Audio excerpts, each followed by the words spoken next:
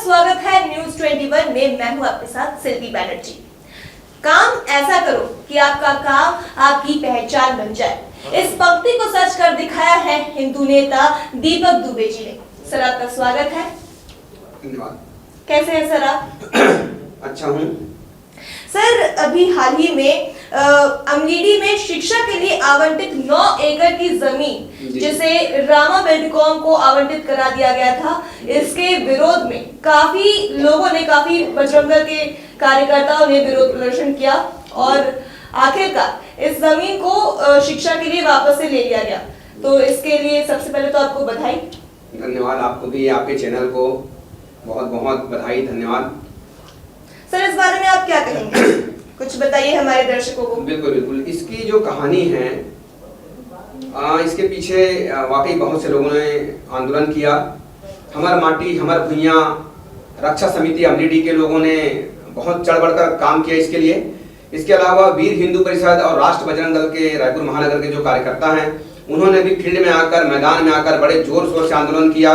उन्होंने तो खुलेआम नाम लेकर रामा बिल्डकॉन मुर्दाबाद, भू माफिया मुर्दाबाद, कॉलेज की जमीन वापस दो, ऐसे बुलंद नारों के साथ उन्होंने जमीनी स्तर पर आकर, मैदान में आकर आंदोलन किया। डंडा झंडा बैनर के साथ उन्होंने आंदोलन किया। उसके अलावा भी बहुत से लोगों ने, जिनके संगठन का मैं नाम नहीं जानता, वो सारे आम लोगों ने भी, क्योंकि मामला था जमीन का, कॉलेज की जमीन का मामला था, तो सबकी सहानुभूति से जुड़ी हुई थी, सबने आंदोलन किया। और मेरा मानना है कि आंदोलन को केवल राजनीति के लिए या खाना पूर्ति के लिए नहीं करना चाहिए। आपने एक बार आंदोलन किया, फोटो खिंचवाया, नेतागिरी हुई, बंद कर दिया, नहीं। आंदोलन, कोई भी आंदोलन हो, आप आंदोलन को तब तक जारी रखें जब तक आप उसके परिणाम तक नहीं पहुंच जाते। और यही हुआ अमलीडी के मामले में। अमलीडी में जो आरक्षित थी कॉलेज के लिए जमीन, वो आज निरस्त हो गई। रामा बिल्डकॉन इस मामले में हार गया और जनता जीत गई। सर, ऐसा कहा जाता है कि ये जो जमीन है वो आरडीए यानी रायपुर डेवलपमेंट अथॉरिटी के जरिए अगर मिला होता रामा बिल्डकॉन को भी, तो इतना विरोध प्रदर्शन नहीं होता।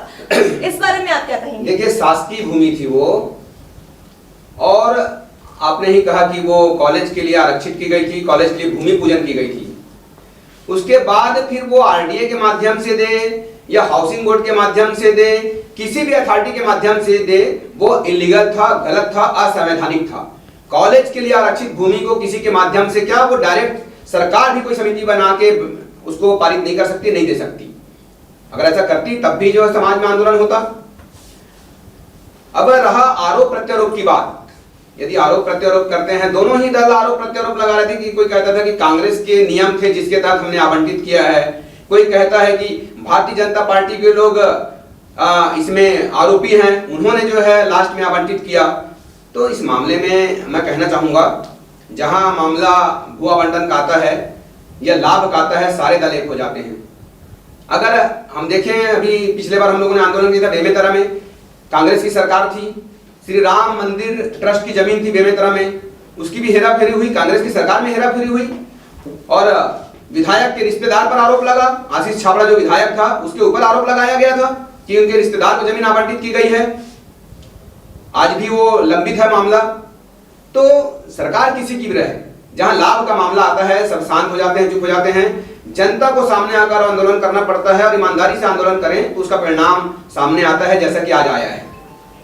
तो सर, जैसा कि आपने कहा कि जो कॉलेज में जो पढ़ने वाले छात्रों का भविष्य कहीं ना कहीं अधर पर लटका हुआ था, और ये जो विरोध प्रदर्शन जो है कहीं ना कहीं सफल हुआ और छात्रों का भविष्य अब सही मायने में अब सफल हो जाएगा। बिल्कुल बिल्कुल सुरक्षित दिखता नजर आ रहा है। उस जगह में अब कॉलेज, भव्य कॉलेज बनेगा। ये मामला दरअसल ऐसा था कि ये जमीन लगभग 9.25 एकड़ थी। 9.25 एकड़ जमीन थी। उसका खसरा नंबर 233/1 और 233/5, ये दोनों शामिल खसरा में लगभग 9.25 एकड़ की जमीन थी।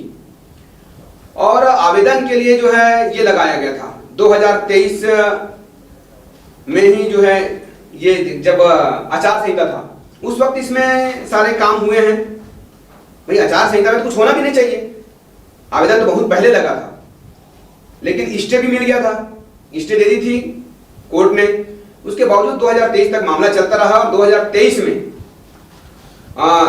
में इन्होंने समिति बनाकर, अपर कलेक्टर, कमिश्नर, इनकी समिति रहती है, इन्होंने समिति बनाकर जो है एक प्रतिवेदन तैयार किया।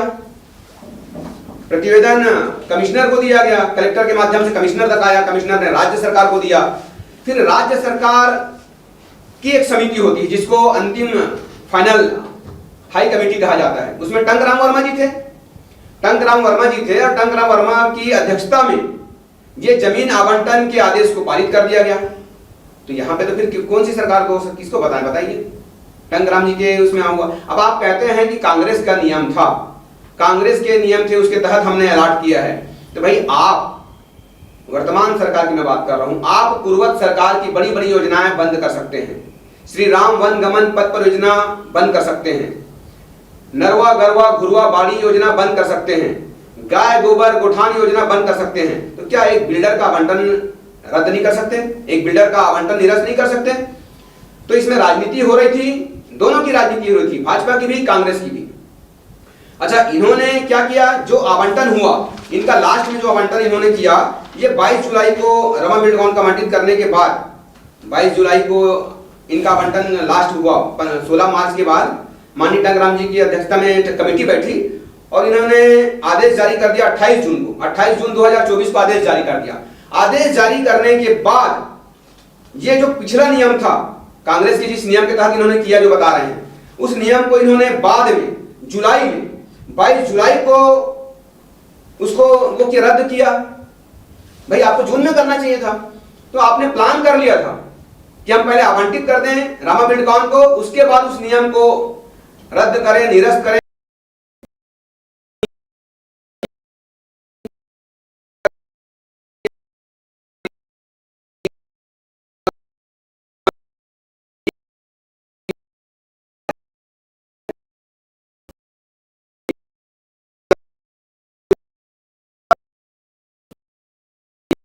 हमर माटी हमर भुइया समिति अमलीडी और वीर हिंदू परिषद राष्ट्र बजरंग दल के पदाधिकारी कार्यकर्ताओं ने खुलकर मैदान में आकर इसके लिए लड़ाई लड़ी और जंग जीता। तो सर, आपके कहने का मतलब है ना आप कांग्रेस से संतुष्ट हैं, ना आप भाजपा के नेताओं से संतुष्ट हैं? बेशक मैंने कहा लाभ के मामले में दोनों ही दल, मैंने एक उदाहरण दिया था, जनहित का मुद्दा चाहे जो भी हो वो किनारे है दरकिनार कर देते हैं, लेकिन जहां जनप्रतिनिधि को मानदेय की बात आती है, जनप्रतिनिधि के यात्रा भत्ता की बात आती है, जनप्रतिनिधि के आवास भत्ता की बात आती है, दोनों ही पक्ष, विपक्ष और पक्ष दोनों ही दल एक साथ मिलकर ताली बजाते हैं और कानून पास करवा लेते हैं। तो हम सभी जानते हैं, देखते हैं, किसी को जनहित की चिंता नहीं है।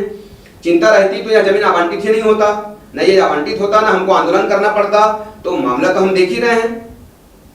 तो नेताजी साफ तौर पर मौजूदा राज्य सरकार पर ये आरोप लगा रहे हैं कि उन्हें जनता की कोई फिक्र नहीं है। सर, आपने बेमेतरा राम मंदिर ट्रस्ट का जिक्र किया था। आशीष छाबड़ा के परिजन जो है इस करोड़ों रुपए की हेराफेरी में शामिल थे और ये जो आंदोलन था ये आपने भी उठाया था। तो ये मामला अब कहाँ तक पहुंचा है?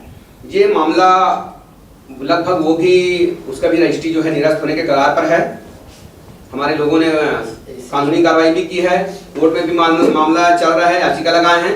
तो लगभग मेरे ख्याल से वो लगभग रद्द होने के कगार पे है, वो रजिस्ट्री भी रद्द होने के कगार पे है। उसमें आरोप था कि आशीष छाबड़ा जी का रिश्तेदार है, मैंने आरोप की बात कह रहा हूं मैं, उनके रिश्तेदार है, नाम तो है, जिनके नाम से आवंटित है, जिसके नाम से रजिस्ट्री हो चुकी, वो तो है, एक सरदार जी है जिसके नाम से रजिस्ट्री हो चुकी, और आशीष छाबड़ा का उनको करीबी बताया जा रहा है, उनका सपोर्ट था ये भी बताया जा रहा है। ये बात हुई पूर्वत कांग्रेस की सरकार की। पर आज तो सरकार सब कुछ हमारी है, हमारी विचारधारा की सरकार है, हमारे लोग हैं।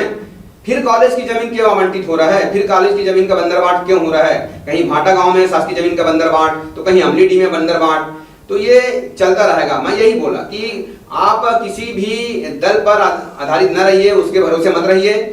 यदि आपके खिलाफ अन्याय हो रहा है, आपके साथ अति हो रहा है, तो जनता को सामने आना पड़ेगा, सारे लोगों को मिलकर आवाज उठानी पड़ेगी, तो ही इसका सुखद परिणाम आएगा। जैसे कि आज हमने अमलीडी की जमीन, कॉलेज की जमीन रामा बिल्डकॉन से वापस ले ली, उनका आवंटन निरस्त करवा लिया। तो यही स्थिति हमेशा रहनी चाहिए, तभी कहीं ना कहीं परिणाम अनुकूल आएंगे।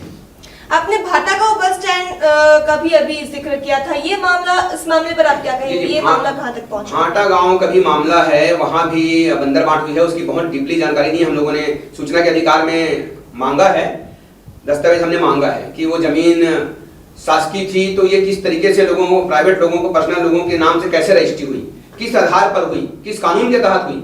तो उसके लिए हमने आरटीआई के तहत आवेदन लगाया है। जब उसकी पुख्ता जानकारी आ जाएगी तो भाटागांव के मामले को भी लेकर हम आपके साथ इसी चैनल में बैठेंगे और उसका भी खुलासा, उसका भी पर्दाफाश करेंगे। दुबे जी, आज भी छत्तीसगढ़ में कई ऐसे सरकारी जमीन है जहां पर भू माफियाओं ने अपना कब्जा करके रखा है, तो इस पर आप आजकल क्या कुछ कर रहे हैं? मैंने कहा कि संरक्षण के बगैर कुछ भी संभव नहीं है। कोई भी सरकार हो, कांग्रेस हो, भाजपा हो, संरक्षण के बगैर बिल्डर, उसकी इतनी हिम्मत नहीं, उसकी औकात नहीं बिल्डर की कि कोई कहीं कब्जा कर ले जमीन। वो तो लोग तो 50 एकड़, 100 एकड़, 150 एकड़ भी काबिज हैं यहाँ पे लोग। हम तो बोलते हैं आप 2000 फीट, 1000 फीट का टुकड़ा कब्जा नहीं कर सकते जब तक आपको संरक्षण नहीं है। निश्चित रूप से हमने कहा कि टंकराम जी वर्मा मंत्री हैं, राजस्व मंत्री हैं, वे स्वयं अध्यक्षता, उनकी अध्यक्षता में कमेटी बैठती है और बिल्डर को आवंटन करने का आदेश फाइनली पारित कर देती है। ये तो गलत है। आप बिल्डर को जो है जमीन आवंटित कर रहे हैं, क्या आपको बिल्डर के प्रति सहानुभूति है कि बच्चों के प्रति सहानुभूति है? यदि मामला कॉलेज का, बात कॉलेज की कर रहे हैं तो कॉलेज में बच्चों का भविष्य जुड़ा हुआ है, बच्चों का कैरियर जुड़ा हुआ है। आपकी सहानुभूति बिल्कुल बच्चों की तरफ नहीं है, शिक्षा की तरफ आपको कोई रुझान नहीं है। आप एक बिल्डर को लाभ देने के लिए, तो इसमें भाई मैं पूछना चाहूंगा आपका क्या लाभ है? निश्चित तौर पे कॉलेज के लिए जमीन जाती, बच्चों के भविष्य की बात होती, तो उसमें कहीं कोई लाभ नहीं दिख रहा है। आप बिल्डर को दे रहे हैं, उसका तो लाभ है भाई, आपका क्या लाभ है? मैं तो सीधा सवाल खड़ा करूंगा, आपका लाभ क्या है? आपने क्यों आवंटित किया बिल्डर को? जवाब देना पड़ेगा, टंकराम जी को जवाब देना पड़ेगा, सरकार को जवाब देना पड़ेगा।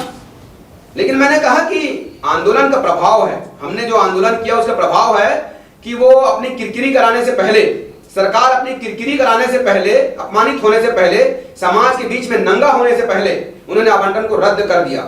ये ठीक किया, इसकी तारीफ की जा सकती सरकार की, अस्थायी तारीफ, ये स्थायी तारीफ नहीं है। आगे क्या करेंगे मैं नहीं बोल सकता, लेकिन हाँ अभी जो अमेनिटी के मामले में जो किया, आवंटन रद्द किया, इसमें सरकार की हम तारीफ भी कर सकते हैं।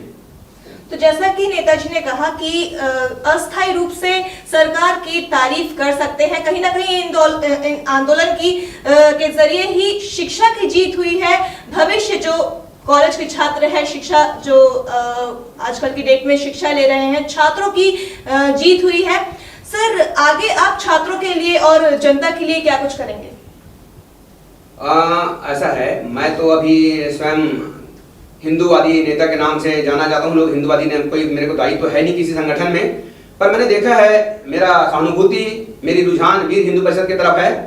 और वीर हिंदू परिषद राष्ट्र बजरंग दल के कार्यकर्ता ये बढ़िया काम कर रहे हैं। वीर हिंदू परिषद के, जैसे कि मेरी बात हुई उनके नेताओं से, उन्होंने बताया कि हमारे 15 आयाम हैं। मैंने देखा कि समाज में बहुत से धार्मिक संगठन, बहुत से राजनीतिक संगठन काम कर रहे हैं, लेकिन जमीनी स्तर में मेरे को काम करता कोई नजर नहीं आ रहा है। और वो वास्तव में मैं देख रहा हूं तो ये काम सारे मेरे को वीर हिंदू परिषद के अंदर कहीं ना कहीं दिख रहे हैं। वीर हिंदू परिषद के 15 आयाम हैं।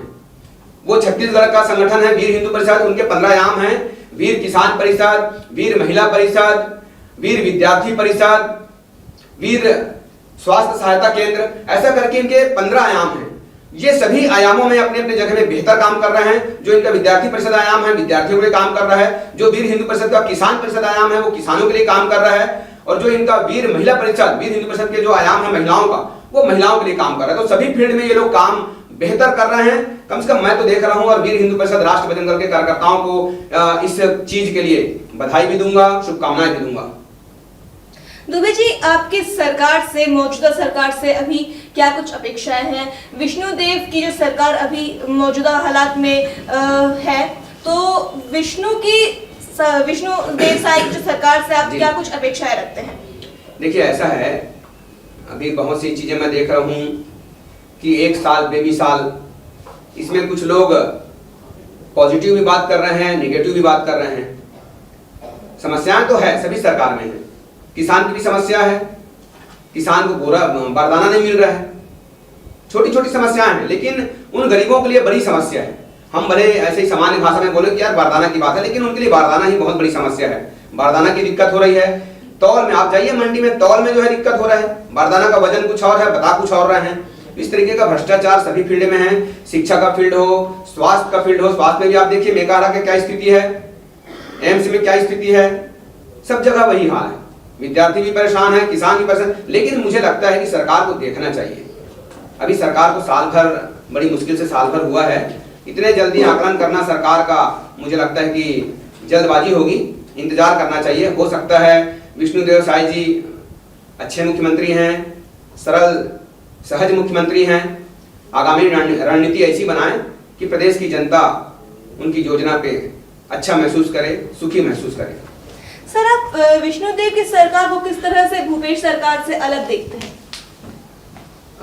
मैंने कहा कि अभी भूपेश की सरकार तो पूरी 5 साल चली और इनके सरकार को केवल 1 साल हुआ है। अब देखते कैसा है तो विषय बहुत सारे हैं, हमको किस विषय में जाके देखना है कि उसकी सरकार का कौन सा काम सही था, इसकी सरकार का कौन सा काम सही, विषय क्या है।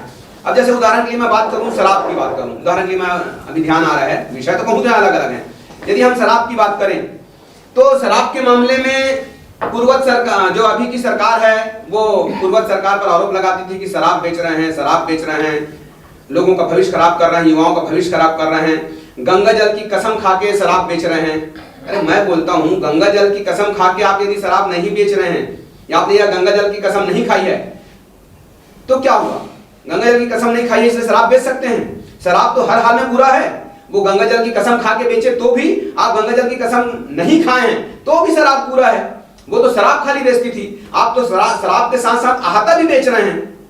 अब बताइए, इस मामले में तो मैं क्या कहूं, कहां सुशीलता की बात करते हैं हम? एक तरफ बड़ी बड़ी बात करते हैं, डॉक्टर हेडगेवार, वीर सावरकर, पंडित दीनदयाल उपाध्याय, डॉक्टर श्यामा प्रसाद मुखर्जी के आदर्शों की बात करते हैं, और दूसरी तरफ अपने ही हाथों से आने वाली पीढ़ी को शराब झोंक रहे हैं, शराब पिला रहे हैं, चखना खिला रहे हैं, शराब भी आप बेच रहे हैं और अहाता भी आप चला रहे हैं। मतलब क्या कर रहे हैं?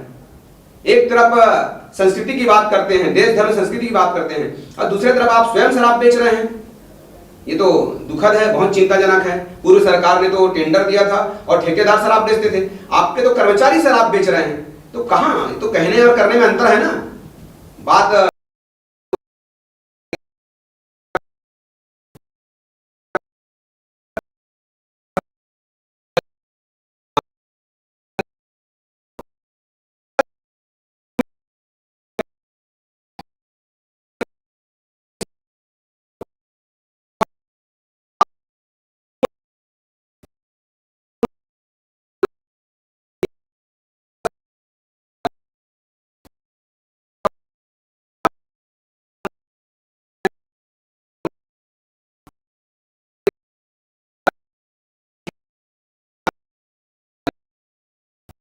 सर, आप आगे जाके जो भविष्य है छात्रों के लिए, जी जी, युवा नेताओं के लिए, युवाओं के लिए क्या कुछ करने वाले हैं? मैंने कहा कि मेरा झुकाव वीर हिंदू परिषद की तरफ है और उनके 15 आयाम हैं, वो हर फील्ड में काम कर रहे हैं। जहां भी समस्या आएगी, छात्रों की समस्या की बात करेंगे तो छात्रों की भी विभिन्न समस्या रहती है। कहीं एडमिशन पे धांधली रहता है, कहीं फीस को लेकर धांधली रहता है, कहीं टीसी को लेकर धांधली रहता है, बहुत सारे मामले हैं। आप देख ही रहे हैं केसी में क्या चल रहा है, मतलब सब जगह भ्रष्टाचार है। हम कोशिश करेंगे कि सारे फील्ड में, हर फील्ड में हमारा दखलंदाजी हो और हर फील्ड में कहीं ना कहीं व्यवस्था सुचारू रूप से चले और भ्रष्टाचार, अन्याय कम हो, खत्म हो जाए। या कल्पना करना तो बहुत कठिन है, लेकिन हर फील्ड में भ्रष्टाचार कम हो। बस इसी बात को लेकर मैं चाहूंगा कि लोग आंदोलन करें, मैदान में आए, तभी व्यवस्था सुधरेगा। हम हाथ में हाथ धर के बैठे रहेंगे और सरकार के भरोसे बैठे रहेंगे तो सरकार आती जाती रहती है। आजादी को आज 76 साल से ऊपर हो गए हैं, लेकिन व्यवस्था में कहीं कोई सुधार नहीं दिख रहा। आज भी बारदाने का वजन लोग कम तौल रहे हैं और आज भी शराब की बात करते हैं तो शराब स्वयं बेच रहे हैं। शिक्षा में भी धांधली हो रही है, प्रश्न पत्र लीकेज हो जा रहे हैं, लीक हो रहा है। तो ये सारी चीजें तो चल ही रही है और ये शुरू से चल रहा है। कोई ऐसा व्यक्ति आए दृढ़ संकल्प के साथ भ्रष्टाचार को, अव्यवस्था को ठीक करे, मुझे लगता नहीं कि ऐसा कुछ होने वाला है। जैसा वर्तमान में जो दिख रहा है, जिस तरीके का हाहाकार है, भ्रष्टाचार फैला हुआ है, हम देख रहे हैं। सोनवानी जी को देखिए, सोनवानी जी का जो है वो तो जग जाहिर है। और कोई आईएएस रानू साहू, उसका भी हाल हम देख रहे हैं। यहाँ तो आईएएस आईपीएस जैसे लोग भ्रष्ट हैं, आईएएस आईपीएस जैसे लोग जिनके कंधे पर देश का कारोमदार है, जिसके कंधे पर प्रदेश का कारोमदार है, जिसके कंधे पर कानून व्यवस्था बना रखने की जिम्मेदारी है, जिनके कंधे पर सारी व्यवस्था, न्याय व्यवस्था बना रखने की जिम्मेदारी, वो लोग भ्रष्ट हो रहे हैं। कैसे कल्पना करें कि आम आदमी कितना लड़े, कहां लड़े? वो अपने पेट के लिए लड़े, अपने बाल बच्चों के लिए लड़े, कि समाज की अव्यवस्था के लिए लड़े? बहुत बड़ी समस्या है, बहुत पीड़ा है। सारे ईमानदार लोगों को, आम जनता को अव्यवस्था के खिलाफ आवाज उठानी पड़ेगी, तब जाकर कुछ रिजल्ट हमको देखने मिलेगा। अन्यथा सरकार के भरोसे बहुत ज्यादा कुछ उम्मीद करना मुझे नहीं लगता कि ठीक रहेगा। दुबे जी, अपने युवाओं की समस्या की बात की। युवाओं के लिए अभी सबसे बड़ी समस्या जो है बेरोजगारी है। इस पर आप क्या कहेंगे, क्या कुछ करेंगे युवाओं के लिए? देखिए, शासकीय नौकरी की अगर बात करें तो बड़ा कंपटीशन चल रहा है, हर तरफ कंपटीशन है। एक उदाहरण मैं बताऊंगा कि पहले पीएचडी केवल हो जाता था, आप पोस्ट ग्रेजुएशन करेंगे उसके बाद पीएचडी हो जाता था। अब पीएचडी के लिए एंट्रेंस एग्जाम है। तो इस तरीके से कंपटीशन बहुत ज्यादा बढ़ गया है। मैं चाहूंगा कि सारे के सारे लोग शासकीय नौकरी के भरोसे न बैठें, कुछ उद्यम लगाएं, उद्योग करें, व्यापार करें, खुद भी काम करें, खुद भी उद्योग लगाएं और अपने साथ साथ 10, 20, 25, 50 को रोजगार दें। मतलब सेल्फ, मैंने कहा कि सेल्फ आप स्वयं तय करें कि मुझे क्या करना है। आप स्वयं जो है स्थापित करें, उद्योग स्थापित करें, व्यापार स्थापित करें और 25-50 को अपने साथ काम दें। सरकार के भरोसे सब कुछ ठीक नहीं है। सरकार की भी सीमित दायरा है, वो उतना ही कर पाएगी जितना कर सकती है। बहुत ज्यादा उससे उम्मीद करना ठीक नहीं है। बहुत बहुत शुक्रिया दुबे जी। ये थे हमारे साथ हिंदू नेता दीपक दुबे जी। आपका समय देने के लिए आपका बहुत बहुत शुक्रिया। ऐसी तमाम जानकारियों के लिए देखते रहिए न्यूज़ 21। नमस्कार।